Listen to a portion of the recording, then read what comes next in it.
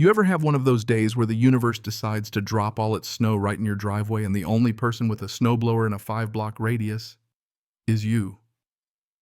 That was me out there at dawn. Snow blasting sideways boots half buried, wishing I'd spent my Christmas bonus on a ticket to Aruba instead of this beast of a machine. But honestly, that snowblower was the best thing I'd bought in years. The thing roared like a Harley and cleared snow like it had a personal grudge. So there I am. The sky so dark it could have been midnight, just pushing through the whiteout. When this shadow starts moving toward me, cuts through the blizzard like she owns the weather itself. Cassandra Briggs. HOA president, part-time tyrant, full-time nightmare in a designer coat. She's got that look, you know, the one like she's about to tell you your grass is a half-inch too long and you'd better fix it or else. No hello, no how, you holding up just Victor? I need to borrow your snowblower for the community. I just stared at her balaclava hanging off my chin, the engine idling.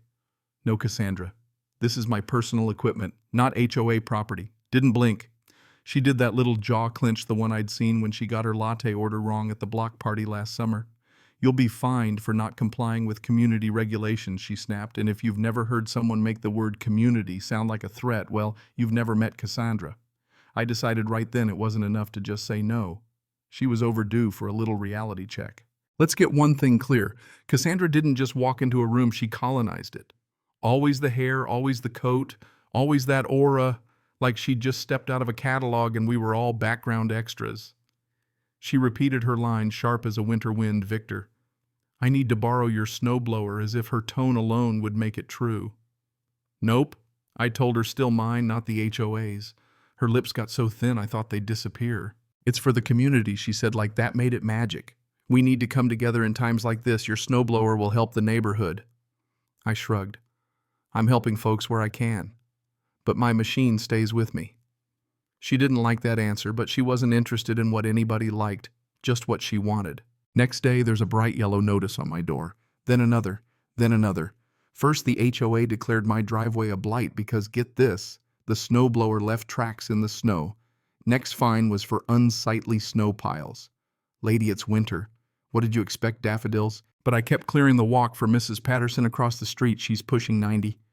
No family in town, and if she slipped, it'd be months in rehab. That's community.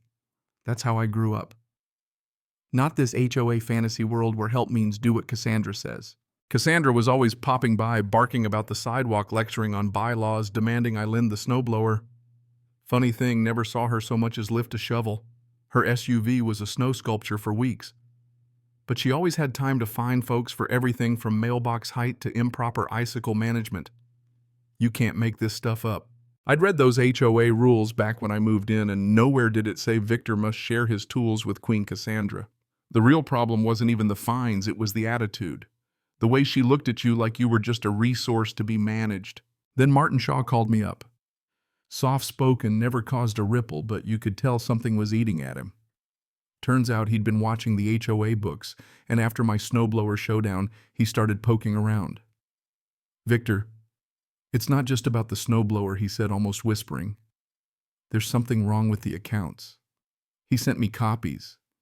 Cassandra's been funneling money to fake companies, Mountain View Landscaping, Alpine Snow Removal.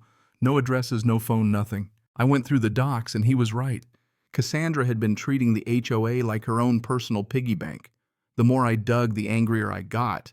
All that posturing, all that for the community, and she was just lining her pockets. Now, I didn't want to turn this into a war, but what choice did I have? I told Martin we needed a full audit. But if I went in waving paperwork, I'd just look like the neighborhood crank. So we planned carefully. Martin knew the bylaws inside out, and he helped me file the right requests. Meanwhile, I started quietly talking to neighbors. Most didn't want to get involved until I started mentioning missing dues and fraud. Suddenly, people were listening. Some even helped gather signatures to force the audit. The air changed. Cassandra noticed, believe me. She doubled down on the fines, tried to turn folks against me. I went to the authorities with everything. Martin and I found every invoice, every email, every phony company. I made backups. Cassandra would fight dirty, but I was ready for it. Next thing I know, Cassandra calls a special HOA meeting. She's mad, but she's nervous, her eyes darting that perfect composure, fraying at the edges. She opened with her usual power move. We're here to discuss Victor Evans and his refusal to cooperate with the HOA. My turn. I stood up, folder in hand. Cassandra, this is about your abuse of power. You've been siphoning funds, making rules for everyone but yourself, and now you want my property too. Enough. She tried to talk over me, but people were listening.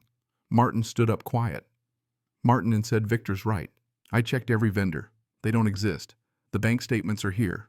Over $60,000 gone. Cassandra's face went white, then red. She started shouting, You're lying! This is slander! But the room wasn't buying it. You could feel the anger building, the neighbors finally seeing her for what she was. That's when the vote happened.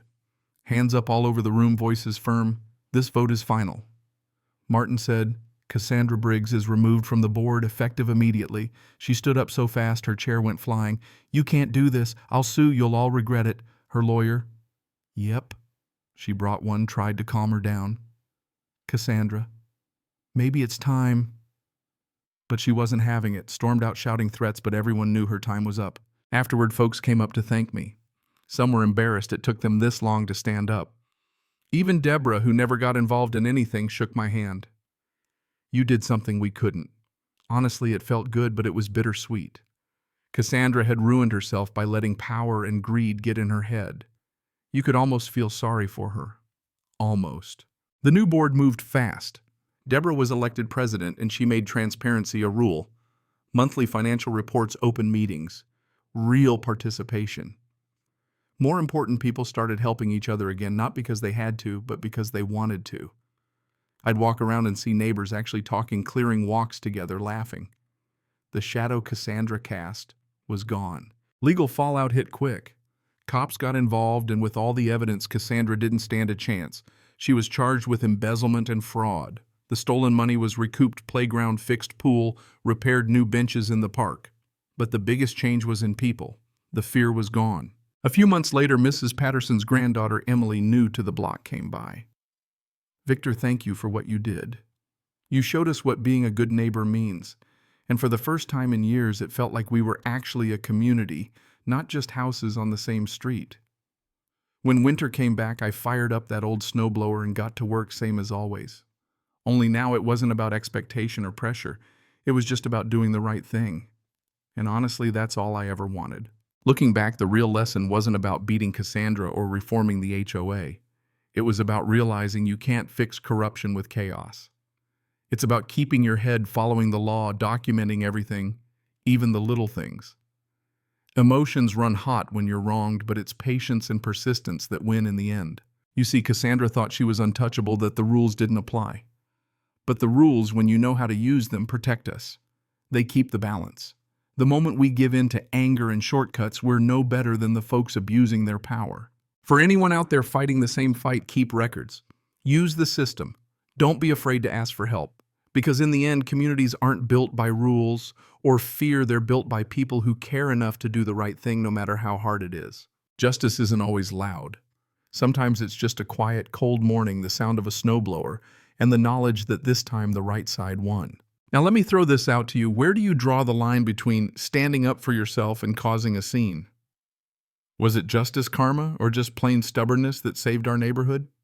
And where's the line between doing what's right and just getting even? I'd love to hear your take. Drop a comment, tell your story.